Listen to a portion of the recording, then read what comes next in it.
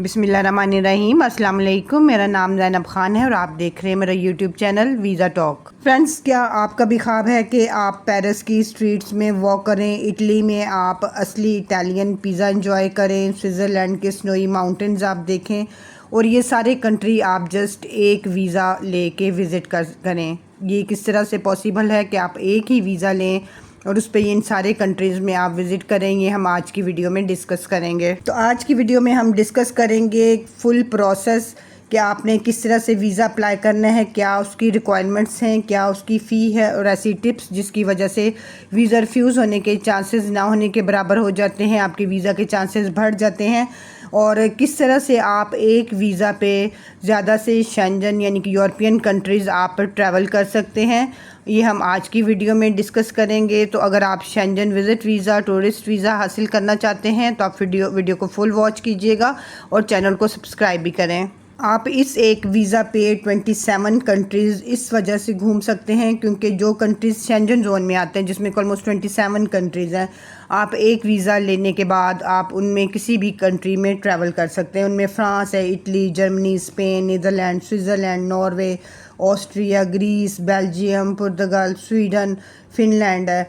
इस तरह से ये सारे कंट्रीज़ शेंजन जोन में आते हैं। अगर आप किसी एक का भी आपको टूरिस्ट वीज़ा मिल जाता है, आप किसी भी दूसरे कंट्री में विदाउट आपको फिर कोई और वीज़ा लेने की ज़रूरत नहीं होती, आप वहाँ पे ट्रैवल कर सकते हैं। और इसके लिए आपको क्या रिक्वायरमेंट्स होंगी, कौन से ऐसे डॉक्यूमेंट्स हैं जो कि आप किसी भी अगर शेंजन कंट्री का वीज़ा अप्लाई करते हैं तो वो सेम होंगी उसकी रिक्वायरमेंट्स।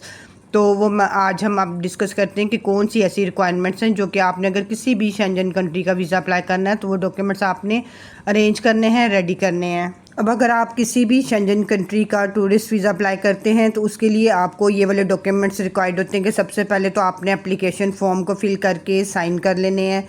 आपके पास 3 मंथ्स के लिए वैलिड पासपोर्ट होना चाहिए, आपकी 2 पासपोर्ट साइज़ फ़ोटोग्राफ्स होनी चाहिए जिनकी बैकग्राउंड वाइट हो। इसके अलावा आपके पास ट्रैवल आइटेनरी होनी चाहिए। इस ट्रैवल आइटेनरी में आपने फ़्लाइट बुकिंग्स करवानी है, यानी कि आपने अगर आप लाहौर से जा रहे हैं, कराची से जा रहे हैं तो आपने आपका कौन सा पहले आपने किस जाना है यूरोपियन कंट्री में, शेंजन कंट्री में। जैसे आप पेरिस जाएंगे तो वहाँ से वहाँ तक आपकी फ़्लाइट होगी। उसके बाद राउंड ट्रिप की होनी चाहिए कि आपने जो भी शेंजन कंट्रीज़ घूमने हैं उसके बाद आपने वापस आना है। अगर आप ढाका से जा रहे हैं तो इन द सेम वे आप वहाँ से उनकी टिकट का राउंड ट्रिप बनाएंगे।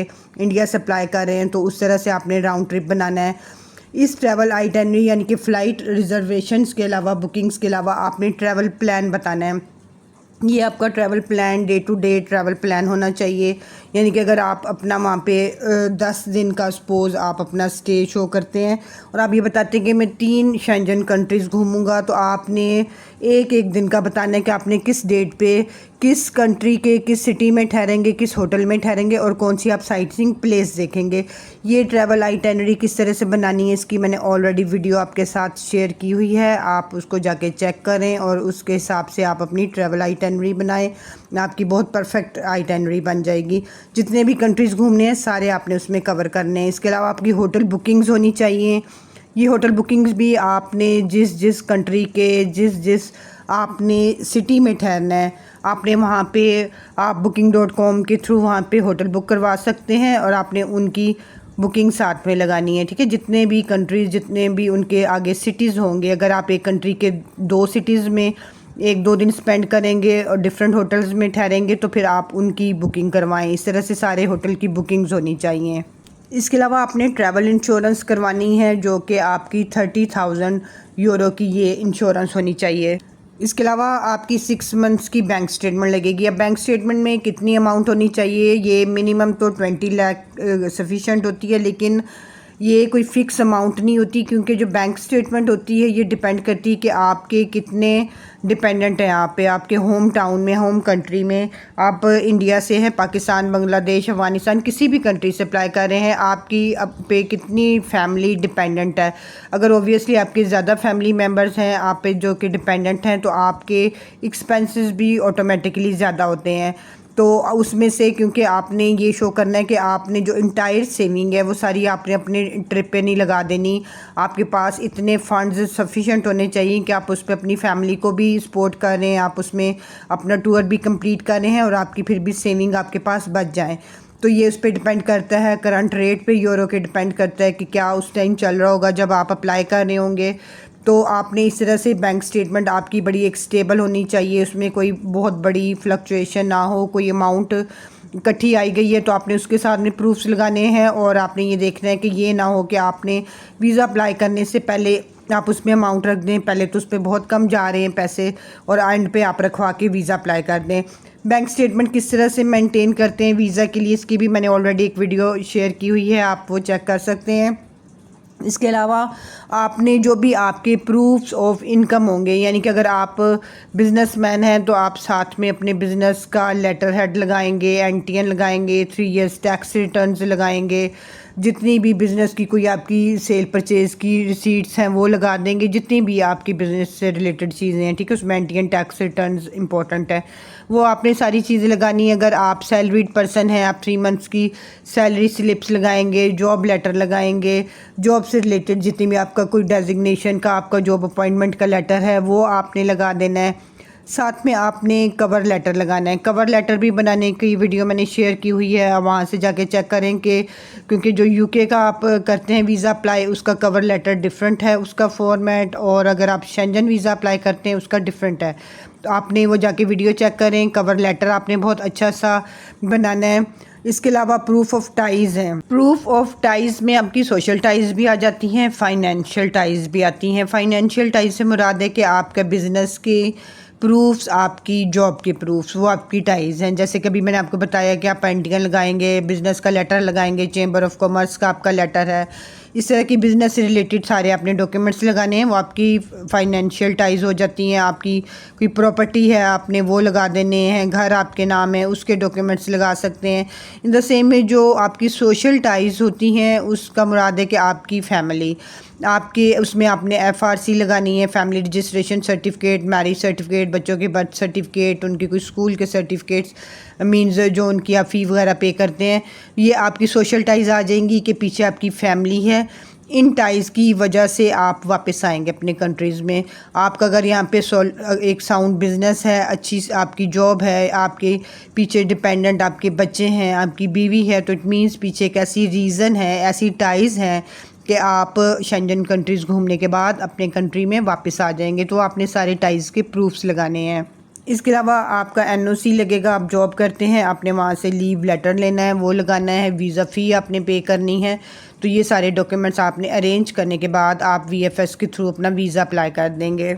आजकल इसमें ये कि अपॉइंटमेंट्स का बहुत इशू आता है, जिसके लिए कि एजेंट्स होते हैं जो कि अपॉइंटमेंट्स देते हैं और वो उसका चार्ज करते हैं। तो होपफुली कि किसी को वैसे ही अपॉइंटमेंट मिल जाए, तो आपने अपॉइंटमेंट पहले बुक करवाना होती है, उसके बाद वीज़ा अप्लाई करना होता है। लेकिन अगर आपका शेंजन किसी भी कंट्री से कोई आपके फ्रेंड है या रिलेटिव हैं, वो आपको अगर वो इनवाइट कर रहे हैं, तो इन डॉक्यूमेंट्स के साथ साथ आप स्पॉन्सरशिप के भी डॉक्यूमेंट्स लगाएंगे। अगर आप यूके से बेशक आपको कोई स्पॉन्सर कर रहा है, या अगर आपको वो यूरोप से कर रहा है, उसकी जो क्या स्पॉन्सरशिप के रिक्वायरमेंट्स होती हैं, क्या कौन से डॉक्यूमेंट्स उन्होंने आपको भेजने होते हैं, उसकी भी वीडियो मैंने शेयर की हुई है, वो आप वहाँ से चेक कर लीजिएगा। जिसमें कि आपको वो इनविटेशन लेटर है, अपने पासपोर्ट की कॉपी है, कोई रिलेशनशिप का प्रूफ है, अकोमोडेशन के प्रूफ्स हैं, ये वाली चीज़ें वो आपको प्रोवाइड करेंगे। और इसकी अगर फ़ी की बात की जाए तो 80 यूरो इसकी एम्बेसी की फ़ी है, साथ में वीएफएस के चार्जेस होते हैं, और 15 वर्किंग डेज़ में आपका डिसीजन आ सकता है, इसके जो प्रोसेसिंग का टाइम है। अब आपने वीएफएस के थ्रू अप्लाई करना है या बीएलएस के थ्रू करना है, और साथ में आपने ये करना है कि आपने उस एम्बेसी में अप्लाई करना है जो कि आपका पहले डेस्टिनेशन है मेन, यानी कि आप जिस कंट्री में पहले लैंड करेंगे और जहाँ आपने ज़्यादा दिन गुजारने हैं। जैसे अगर आप इटली में कर रहे हैं तो आपने उसके जिस सिटी में आपने पहले जाना है, आप वहाँ की एम्बेसी से अप्लाई करेंगे। अगर आप सपोज़ नीदरलैंड में जा रहे हैं तो आपने उसके जिस सिटी में आपने जाके रुकना है, आपने वहाँ अपना ज़्यादा स्टे शो करना है और आप उसकी एम्बेसी से अप्लाई करेंगे। अगर आप फ़्रांस का वीज़ा अप्लाई कर रहे हैं, आपने पेरिस में ज़्यादा दिन गुजारने हैं, फिर आप उनके VFS एम्बेसी के थ्रू अप्लाई करेंगे और ज़्यादा दिन आपने वहाँ अपना स्टे शो करना है। लेकिन अगर आपका स्टे सारे कंट्रीज़ में, सारे सिटीज़ में इक्वल है तो फिर आपने ऐसा करना है कि जिस कंट्री में आपने पहले एंट्री देनी है ना, आपने उसकी एम्बेसी से वीज़ा अप्लाई कर देना है। आपने ये वीज़ा अप्लाई करते हुए इन बातों का ख़ास ख्याल रखना है कि आपके ये सारे जो डॉक्यूमेंट्स हैं ये जेन्युइन होने चाहिए, कोई भी आपने इसमें फ़ेक डॉक्यूमेंट ना लगाया हो। और आपने अपनी जो टाइज़ हैं, क्योंकि आपका मेनली वीज़ा ही उस पर डिपेंड करता है। एक तो वो थोड़ी सी ट्रैवल हिस्ट्री भी देखते हैं कि आपने पहले 2-4 कंट्रीज़ फिरे हुए हैं, घूमे हुए हैं, आप एक जेन्युइन टूरिस्ट हैं, तो वो उसमें भी आपके चांस ज़्यादा होते हैं। इसके अलावा अगर आपकी स्ट्रॉन्ग टाइज़ हैं, आपकी पीछे जॉब अच्छी है, बिज़नेस अच्छा है, फैमिली ज़्यादा है, तो फिर आपके ज़्यादा चांसेस होते हैं वीज़ा के। इसलिए आप अपनी टाइज़ को स्ट्रॉन्ग करें, अपनी प्रॉपर्टी, जॉब, फैमिली, इन चीज़ों को रिटर्न टिकट आपने लगानी है, राउंड ट्रिप का लगाना है कि मीन्स शो हो रहा हो कि आप अपनी कंट्री में वापस भी आएंगे। इसके अलावा हिस्ट्री के अलावा आपने इंटरव्यू अगर आपका होता है उसमें वो 2-4 आपसे क्वेश्चन करते हैं, उसमें आपने कॉन्फिडेंट रहना होता है। तो फ्रेंड्स, ये थी डिटेल कि किस तरह से आप शेंजन विज़िट वीज़ा अप्लाई कर सकते हैं। एक वीज़ा पे आप पूरा यूरोप एक्सप्लोर कर सकते हैं और ये कोई मुश्किल नहीं है। आप बग़ैर किसी एजेंट के ख़ुद से भी ये वीज़ा अप्लाई कर सकते हैं, क्योंकि इन सारी जो भी इसमें टेक्निकल बाकी लेटर्स चीज़ें हैं उनकी सब की वीडियोज़ अपलोड हुई हुई हैं। आप वहाँ से गाइडेंस लें, ख़ुद से वीज़ा तैयार करें, डॉक्यूमेंट्स रेडी करें, अपनी एप्लीकेशन तैयार करें, ख़ुद से वीज़ा अप्लाई करें। तो अगर आपको ये इन्फॉर्मेशन हेल्पफुल लगी हो तो वीडियो को लाजमन लाइक कीजिएगा, फ्रेंड्स और फैमिली के साथ शेयर कीजिएगा। और अगर आप मेरे चैनल पर नए हैं तो काइंडली चैनल को ज़रूर सब्सक्राइब करें और बेल आइकन के बटन को प्रेस करें ताकि आपको फ्यूचर में भी इस तरह की इन्फॉर्मेटिव वीडियोस मिलती रहें। Thank you. अल्लाह हाफिज़।